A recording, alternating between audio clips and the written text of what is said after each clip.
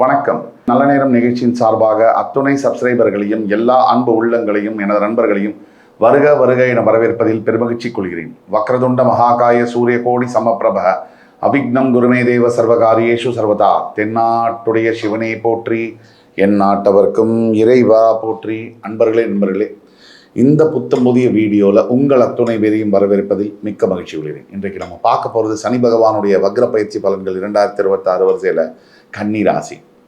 காலபுருஷ தத்துவத்துக்கு 6ஆம் வீடு. இந்த கன்னி ராசிக்கு சனி வக்ர பயிற்சி எப்படி இருக்கும்?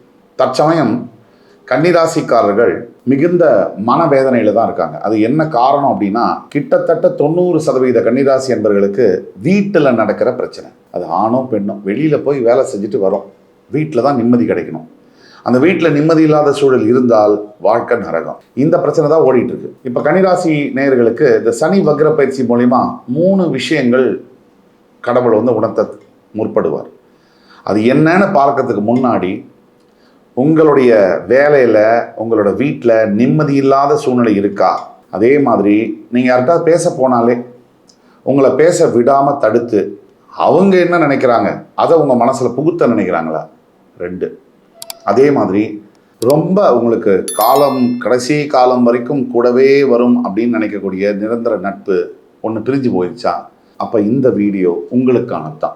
ஆக கன்னிராசிக்காரர்களுக்கு சனி பகவான் வக்ரம் அப்படின்னா என்ன அப்படின்னு தெரிஞ்சுக்கணும்னா 3 விஷயத்தை தெரிஞ்சுக்கணும்.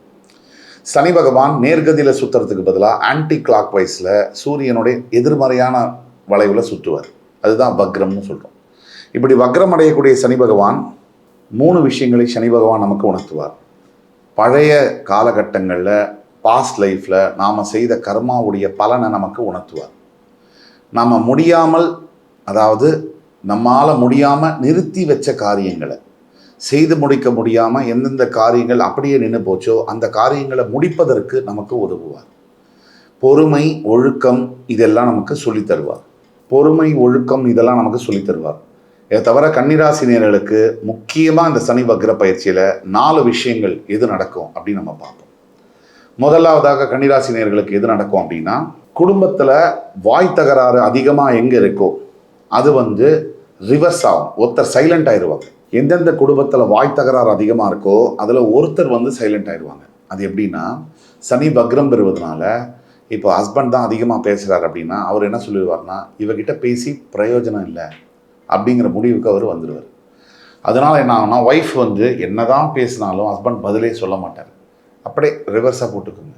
ஒய்ஃப் அதிகமாக பேசுகிற வீடுகளில் ஹஸ்பண்ட் அமைதியாக கம்ப்ளீட் சைலண்ட் ஆகிடுவார். இது நடக்கும். இது முதல் பாயிண்ட். இதனால் என்ன ஆகும், ஒரு பக்கம் சத்தம் இருந்தால் அது பிரச்சனையை விளைவிக்காது அப்படிங்கிற பாடம் குடும்பஸ்தர்கள் கற்றுக்கொள்வாங்க. பசங்களுக்கும் அங்கே வீட்டில் இருக்கக்கூடிய ஆண் குழந்தை பெண் குழந்தைகளுக்கும் இது ஒரு அமைதியை தரும். அப்பாவும் அம்மாவும் சண்டை போட்டுக்கிட்டா என்ன நினைக்கிறாங்கன்னா, இது குழந்தைங்களுக்கெல்லாம் ஒரு விஷயம் தெரியும், இது பாதிக்காது அப்படின்னு நினைக்கிறாங்க. அது முற்றிலும் போய். ஒரு வீட்டில் கணவன் மனைவி சண்டை போட்டுக்கிட்டா இட்ஸ் ஓகே. அப்பா அம்மா சண்டை போட்டுக்கிட்டா அந்த குழந்தைங்க முன்னாடி அந்த குழந்தைங்களுடைய மன நிலைமையை மிகப்பெரிய அளவில் பாதிக்கும். சிங்கிள் பேரண்ட் வளர்க்கக்கூடிய குழந்தைகளும் 2 பேரண்ட்டும் எந்நேரமாக அடிச்சுக்கிட்டு இருக்கிற வீட்டில் வளர்கிற குழந்தைகளும் பெரிய மன பாதிப்புக்கு உள்ளாராங்க அப்படிங்கிறது சைக்கலாஜிக்கல் சர்வேஸ் சொல்லக்கூடிய மிகப்பெரிய உண்மை. இது உலகளவில் இந்த பிரச்சனை இருக்குது. தந்தையாலேயோ தாயாலேயோ மட்டும் வளர்க்கப்படக்கூடிய குழந்தைகள். அப்படி இருக்கக்கூடிய வீட்டில் இந்த குடும்பத்தர்கள் இடையே இருக்கக்கூடிய வாய் தகராறு என்பது மாறும். சனி இப்போ உங்களுக்கு 7ஆம் இடம் என்று சொல்லக்கூடிய மீனத்தில் சம சப்தமத்தில் வக்ரமாகிறது. ஏற்கனவே சனி அங்கே இருக்கிறது கண்டக சனின்னு சொன்னோம். உச்ச குரு உங்களுடைய லாபஸ்தானத்துலேருந்து அந்த சனியை பார்த்துட்ருக்காரு. அது ஒரு வாரம், ஜூன் முதல் வாரத்துலேருந்து. அதுக்கு அடுத்தது அதே சனி வக்ரமாகிறது, இன்னுமே பலம். இப்போது என்ன கன்னிராசிக்கு நடக்கும்? குடும்ப சண்டைகள் ஒரு பக்கமாக இருக்கும், முற்றிலுமாக இல்லாமல் இருக்குமா அப்படின்னு கேட்டால் இல்லை. ஒருத்தர் சண்டை போட்டுகிட்டே இருப்பாங்க, ஒருத்தர் அமைதியாகிடுவாங்க அப்படிங்கிற பாயிண்ட்டை நீங்கள் புரிஞ்சுக்கணும். இந்த அமைதியை வாழ்க்கை முழுக்க கடைபிடிச்சா இன்னும் சூப்பர். ஆனால் மனிதனுடைய அடிப்படை உணர்வுகளில் ஒரு ஆள் பேசிகிட்டே இருக்காங்க அப்படின்னா ஒரு அளவுக்கு மேலே ஒரு மனுஷனால் பொறுத்துக்க முடியாது. அந்த பிரச்சனை அப்பப்போ வரலாம். வீட்டில் கன்னிராசியில் இருக்கக்கூடிய ஹஸ்பண்டோ ஒய்ஃபோ இந்த மாதிரி குடும்ப வாய் தகராறுகள்லாம் வந்தால் நீங்கள் பெட்டர் வீட்டை விட்டு வெளியில் ஒரு 1 மணி நேரம் போயிட்டு வந்துடுங்க, இல்லை 2 மணி நேரம் போயிட்டு வந்துடுங்க. இதை இன்னும் பெருசு பண்ணாமல் அது தவிர்க்கும். இரண்டாவது பாயிண்ட், கன்னிராசினியர்களுக்கு பெரிய அளவில் கிட்டத்தட்ட வந்து அவநம்பிக்கை, கன்னிராசினியர்களுக்கு பெரிய அளவில் தன்னம்பிக்கை உடஞ்சி போயிருக்கு. இப்போ சனி வக்ரத்தினால இந்த தன்னம்பிக்கை மறுபடி வந்து சேரும். இதை செய்ய முடியும், இதை செய்ய முடியாது. ஏன்னா சனியுடைய நேரடி பார்வையில் இருக்கக்கூடிய எந்த ராசியாக இருந்தாலும் அது என்ன ஆகும்னா மனக்குழப்பங்கள், நம்ம மேலே நமக்கே சந்தேகம். நல்ல திறமை இருந்தும் படிப்பு இருந்தும் அறிவு இருந்தும் சில சமயங்களில் நம்ம செயல்பட முடியாமல் போகிறதுக்கு காரணம் நமக்கே தெரியும், இது ரொம்ப சாதாரண விஷயம், ஆனால் நம்மாலேயே அதை செயல்படுத்த முடியல. இந்த மாதிரி இருக்கிறதுக்கு உண்டான காரணம் என்ன அப்படின்னா கண்டிப்பாக கிரகங்களுடைய தாக்கம், முக்கியமாக சனியுடைய தாக்கம். சனி அப்படின்னும் போது குதர்க்கமாக பேசக்கூடியது, நினைக்கக்கூடியது, நேரோ மைண்டடாக திங்க் பண்ணக்கூடியது, தவறான விஷயங்களை திங்க் பண்ணக்கூடியது, தேவையில்லாமல் சந்தேகப்படுறது, அதிக பிரசங்கித்தனமான வார்த்தைகளை பேசுறது, இது எல்லாமே வந்து சனி பகவானுடைய காரகத்துவங்கள், கேரக்டர்ஸ் அவர் வந்து ஏற்படுத்துவார். அவர் எந்த ராசியை பார்க்குறாரோ அந்த ராசிக்காரங்களுடைய மைண்டில் இதெல்லாம் தோணும். இப்போது கண்டக சனி இருக்கும்போது கன்னி ராசினியர்களுக்கு இதெல்லாம் கண்டிப்பாக தோணும். மூணாவது பாயிண்ட் என்னென்னா, எப்பவுமே சனி பார்வையில் இருக்கக்கூடிய ராசிகள் இந்த ரேஷ் டிரைவிங், சாதாரணமாக ஓட்டாத போது கூட இப்போ ஓட்டுவான். காரணம் சனியுடைய தாக்கம். ரோடு தான் காலியாக இருக்கே, சட்டுன்னு இப்படி போயிடலாம் அப்படிமா, சட்டுன்னு போயிடுவான். காரணம் என்னென்னா அந்த வண்டியை வந்து ஒரு செகண்ட் தான் ஆக்சிடென்ட்ஸ் அப்படிங்கிறது, ஒரு நிமிஷத்தில் தான் ஆக்சிடென்ட்ஸ் வந்து காலி பண்ணிடுவோம். அப்போ கன்னிராசினியர்களுக்கு 2 வீலராக இருக்கட்டும் 4 வீலராக இருக்கட்டும், எஸ்பெஷலி ஜென்சி ஜென் ஆல்ஃபா குழந்தைகளுக்கு எனக்கு எல்லாம் தெரியும், நான் இதெல்லாம் வண்டியெல்லாம் சூப்பராக வீலிங் பண்ணுவேன், சின்ன தப்பு லைஃபையே முடிச்சிடும், ஜாக்கிரதை ஜாக்கிரதை. 4வது பாயிண்ட்டு, கன்னிராசினியர்களுக்கு காதல் கல்யாணம் இதுக்குள்ளே போக காத்திருக்கக்கூடிய கன்னிராசினியர்களுக்கு ரொம்ப கவனமாக இருக்க வேண்டிய காலகட்டங்கள். இப்போ இன்றைக்கி உள்ள காதலெல்லாம் வந்து ரொம்ப 30 வருஷம் முன்னாடியே அஜித் சாருடைய சாங்கில் பாடியிருப்பாங்க, கவலைப்படாதே சகோதரன், காந்தி தியேட்டர் வாசலில் பார்த்த காதல் முடிஞ்சதுன்னு. அப்படி தான் இப்போ உள்ள காதல்லாம் இருக்குது. இந்த காதல்கள்லாம் வந்து எப்படின்னா ரொம்ப கவனமாக இருக்கணும்னு சொல்லக்கூடிய காரணம், எதிர்க்க உள்ள நபர் என்ன நினைக்கிறாங்கன்னு நமக்கு தெரியாது, நம்மகிட்ட எதுக்கு வராங்கன்னு கூட நமக்கு தெரியாது. எதிர்பார்ப்பு இல்லாமல் யாருமே எதுக்குமே நம்மக்கிட்ட பேசவும் மாட்டாங்க, பழகவும் மாட்டாங்க. எதிர்பார்ப்பு இல்லாமல் நம்ம வாழ்க்கையில் நம்ம ஒருத்தரை கூட சந்திக்கவே முடியாது. ஒன்று அதை சொல்ல மாட்டாங்க, மனசுக்குள்ளேயே வச்சுருப்பாங்க. நான் எதிர்பார்க்காம எந்த ஒரு மனிதனும் இருக்கவே முடியாது. அப்போ எதிர்பார்ப்பு என்ன? ஒன்று, ஒரு ஆண்கிட்ட பெண் எதிர்பார்க்கக்கூடிய அழகு, பணம், குணம். இன்றைக்கி குணமெல்லாம் வந்து காயலாங்கடையில் விற்று பல நாட்கள் ஆச்சு. அதனால் அழகு இல்லை பணம் தான் மேக்ஸிமம் எதிர்பார்ப்பு. இது ரெண்டையுமே கூட எதிர்பார்த்து வருவாங்க. அப்போ என்ன ஆகும்னா அங்கே லைஃப் வந்து மார்வாடி கடையில் அடமானம் வச்ச மாதிரி ஆகிடுது, பிளெட்ஜ் பண்ண மாதிரி ஆகிடுது. ஆரம்பிக்கும் போது அருமையாக இருக்கக்கூடிய காதல்கள்லாம் வந்து ஒரு 2-3 மாதத்துக்குள்ளேயே வந்து அப்படியே வந்து பீஸாக உடஞ்சி பொடி பொடியாக ஆகிடுது. இதெல்லாம் வந்து கவனமாக இருக்கணும். சாதாரணமாக ஆரம்பிக்கிற இந்த காதல் விவகாரங்கள் மிகப்பெரிய விளைவுகளை ஏற்படுத்தலாம். இதனால் வார்னிங் கொடுக்கணும். செகண்டு, திருமணத்துக்குள்ள இந்த கண்டகசனி காலகட்டத்தில் திருமணம் செய்யணும்னு நினைக்கிற கன்னிராசி என்பவர்களுக்கு ஒரு வேண்டுகோள், கண்டிப்பாக ஜாதக பொருத்தம் பார்க்காம திருமணம் செய்யாதீங்க. சரியாக தவறான ஜாதகத்தை, தவறான நபரை தேர்ந்தெடுக்கக்கூடிய நிலைமைகள் ஏற்படும். கண்டகசனியில் இருக்கக்கூடிய ராசி அப்படிங்கிறதுனால சொல்கிறேன். அப்புறம் திருமணம் பண்ணதுக்கப்புறம் அவசரமாக இன்றைக்கி உள்ள திருமணங்கள் எப்படி நடக்குதுன்னு எனக்கு தெரியும். பார்க்கறது, ஒரு பெண்ணோ ஆணையோ பார்க்கறதுக்கு நல்லா இருக்காங்க, ஃபோட்டோனே அப்பா அம்மாவே கம்பல் பண்ணிடுவாங்க, இந்த பையன் நல்லா இருக்கான், இந்த பொண்ணு நல்லா இருக்கா, கல்யாணம் பண்ணி. அப்பா அம்மாவே யோசிக்கிறது இல்லை, பசங்க கூட கொஞ்சம் யோசிக்கிறாங்க, பேரண்ட்ஸ் வந்து யோசிக்கிறது இல்லை.